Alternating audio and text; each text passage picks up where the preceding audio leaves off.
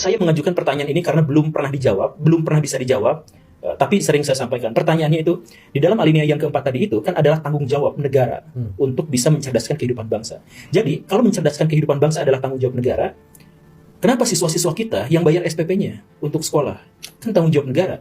Nah, kalau misalkan dijawab bahwa, ya ini kan sebenarnya adalah beban tanggung jawab dari setiap orang tua murid juga. Kalau misalkan pertanyaan itu, kalau jawabannya adalah untuk orang tua murid, lalu kenapa negara yang bikin kurikulumnya? Kan maksudnya gini, sekolah itu untuk negara atau untuk siswa? Kalau untuk negara, kenapa siswa yang bayar? Kalau untuk siswa, kenapa negara yang ngatur harus kemana siswa berlabuh dalam kurikulum pendidikan itu? Itu kan belum terjawab sampai sekarang. Kita bingung pada bagian itu, falsafah pendidikan kita itu mengarahnya kemana? Kalau memang untuk negara, ya sudah tanggung jawab negara. Jangan dari SD sampai universitas, jangan ada yang bayar. Karena semua itu adalah kader-kader bangsa, sumber daya bangsa yang masa depan akan dijadikan lahan investasi untuk kemajuan bangsa.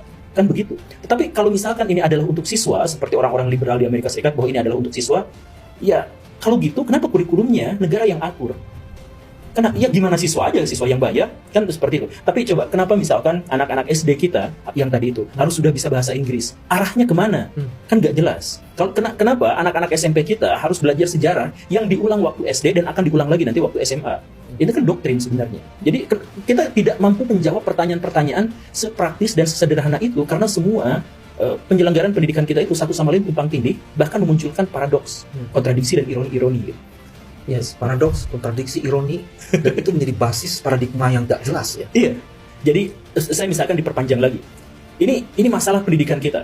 Sewaktu SD, kelas 1, kelas 2, kelas 3, anak-anak dapat tekanan untuk bisa baca tulis. Mereka tidak diajarkan tentang etika, mereka diajarkan tentang eksakta waktu SD. Sehingga kelas 4, kelas 5, kelas 6, mereka kemudian belajar tentang sesuatu yang lebih rumit. Belajar tentang matematika sampai probabilitas atau yang semacam itu. Kemudian akhirnya apa? Anak-anak di Indonesia di usia SMP itu trauma belajar. Itu fatal, Pak.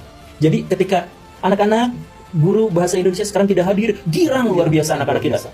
Artinya trauma belajar, kalau sudah trauma belajar, kalau hatinya sudah menolak belajar, bagaimana mereka bisa jadi cerdas di masa depan? Jadi kurikulum apapun yang akan dibebankan kepada mereka, berhadapan dengan anak yang tidak antusias, bahkan trauma terhadap pembelajaran, itu destruktif. Kedepannya si anak tetap tidak akan suka pada pembelajaran itu. Dan ketika SMP mereka trauma belajar, SMA mereka disuruh untuk masuk pada pilihan-pilihan pelajaran yang sangat banyak. Dan akhirnya setelah selesai SMA, mereka blank, mereka tidak punya visi misi kehidupan. Mereka masuk universitas, tujuannya satu, cari universitas dan jurusan yang paling memudahkan mereka untuk kerja. Jadi pendidikan kita akhirnya mengarahkan anak-anak kita pada jurang lingkaran setan, bahwa mereka kuliah hanya untuk bekerja. Ya kalau mereka senang bekerjanya, tapi kan itu mereka milih jurusan karena keterpaksaan, karena mereka pikir itu akan mengantarkan mereka ke lapangan pekerjaan. Itu problemnya itu ada sangat fundamental banget ya. Fundamental. Dan ada satu yang lebih mengerikan lagi, Pak. Ternyata ketika mereka masuk ke universitas yang mereka percaya akan mengantarkan mereka pada ranah pekerjaan yang memadai, 80% lulusan universitas kita bekerja tidak sesuai jurusannya. Artinya universitas sama sekali gagal untuk menghasilkan kader ilmu pengetahuan di bidang tertentu, karena 80%-nya bekerja di luar bidangnya. Jadi dari awal sistem pendidikan kita udah bermasalah dari awal. Jadi karena dari awal sistem pendidikan kita bermasalah dan sampai sekarang itu diselenggarakan, sistem pendidikan yang salah itu diselenggarakan, kan anak-anak itulah yang di 2045 itu akan menjadi pejabat-pejabat publik.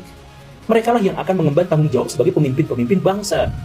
Dan itu sekarang sedang sekolah, tapi sekolah di sebuah sistem yang bahkan kita tidak tahu kenapa harus menjalankan sistem itu.